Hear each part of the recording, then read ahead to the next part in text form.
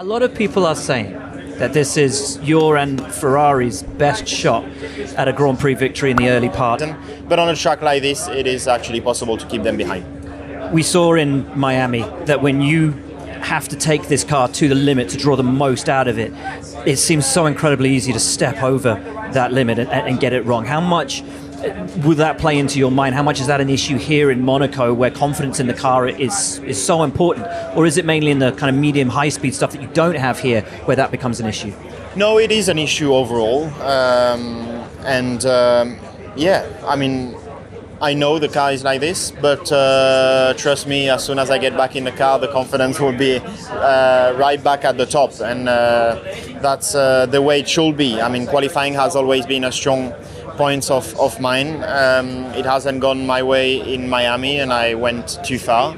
But it's another weekend here, and I'm sure we can. Probably the biggest race of the year to a lot of people. How does this sit with you, your first Monaco? No, it's amazing. Every year I've been here, I've absolutely loved it. There's a special sort of feeling to the weekend. The energy, it's a pleasure to drive around here.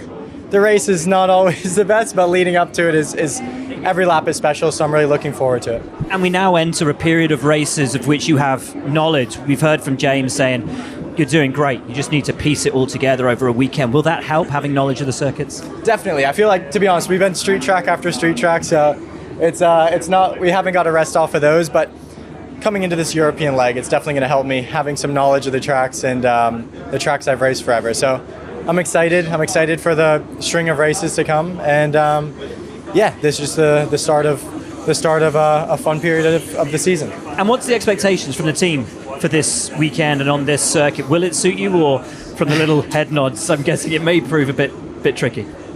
Yeah, I mean, I'm always optimistic, but realistically, the tight and windy circuit that it is, it's going to be a tough one for us. I fear. It does not exactly what suits our car, so we're going to have to make the most of it. Try and get the car in a good window. It's Monaco. There's always some sort of opportunity, so we'll make the most. Each week, such a big, busy weekend. This one in Monaco. New livery for the team on the car this weekend. What are the hopes, though, from McLaren on what can be achieved out on track? What do I say? I think it's tended to be a decent race for us in the past. If I just look at the history of what we've done here, P5 I think last year, or P4, a podium 2 years ago. It's been one that we've generally done decent at. It's smaller straights, which is good for us. A little bit, as much as it is reliant upon downforce and load and having a car which gives you confidence. It's also least about that because of how slow the corners are here. So it's probably our best chance in some ways to do well, if that makes sense. But we'll find out tomorrow what the car can do. I saw some comments out of you during the week that you've really taken a lot on yourself this year in terms of car development and helping to push the team forward. How does that work? For those at home that aren't part of a Formula One team and don't really understand how it works, how does that work in terms of you giving the feedback and taking that lead? It is a complicated process. It's not like I just say do this and then it happens. For one, it can take months, weeks, months to implement big changes, and even years if it's something substantial. But it's just trying to give precise feedback, knowing what consequences different things can have. If I want one thing from the car, like what do we have to maybe give up in order to achieve that, and all of these different things. So it's easy at times to go around in a circle. You want this, and then you lose something else, and then you want that, and you can go back and forth easily. But you get to a point when, as much as you just want loads, you just want more downforce front and rear, it gets to like a more technical side on how you want to achieve it, at what point of corners, at what speed ranges you want all of these things at. So it gets complicated, but it's just trying to tie in like what we have on the simulator, what I have as a feeling, obviously what Oscar has at the same time.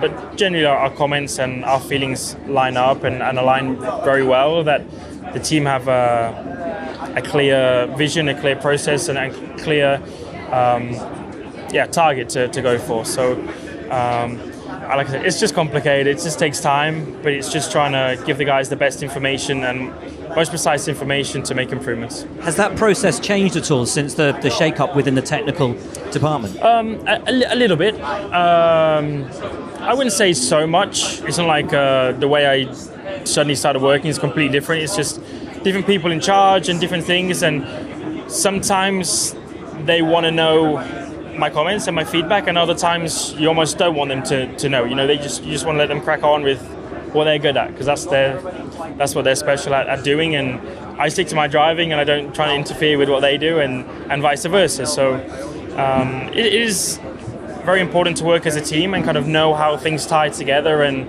how people work together. And I think we're in a very good place at the minute, so I'm happy with how everything's going. Final very quick one, just on Monaco.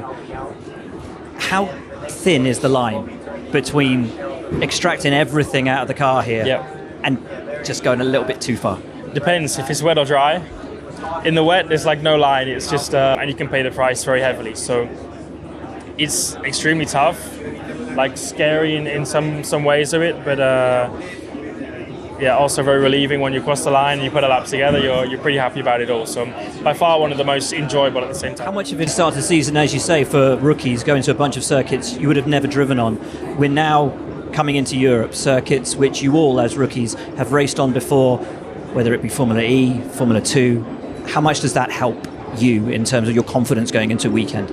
It's great, especially, I mean, Monaco, I've had really good memories from Monaco, so I really enjoy coming here, and it's, we're back in Europe. You feel like basically in your own village. You see a lot of familiar faces, and you kind of feel the home support, and it's nice. My father and sister are here for the first time, so it's just nice to share that kind of moment with them. As a kid, I've always looked to the Monaco Grand Prix. It was always been the most iconic race in the calendar, and to kind of be the first time in the main series is pretty cool.